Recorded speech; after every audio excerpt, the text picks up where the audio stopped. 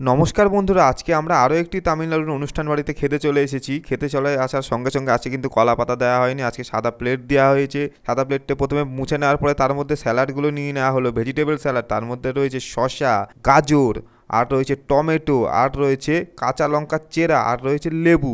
এগুলো নিয়ে নেওয়ার পরে পাশে যেটা রাখা ছিল ওটা হচ্ছে গিয়ে দইয়ের একটি স্যালাড। তার পাশে ছিল আলু আর ভেন্ডি ভাজা। আলু আর ভেন্ডির ভাজার পাশে রয়েছে এটা হচ্ছে পনির বাটার মশলা। তার পাশে রয়েছে নান, বাটার নান কিনা জানি না, কিন্তু বাটার নানের মতোই দেখতে লাগছে। বাটার নানের সঙ্গে দিয়ে দেওয়া হলো পনির বাটার মশলা। তার পাশে রয়েছে vegetable fried rice. Vegetable fried rice 1 চামচ নিয়ে নেওয়া হলো। তার পাশে রয়েছে ভেজ ডাল অথবা তড়কা ডাল।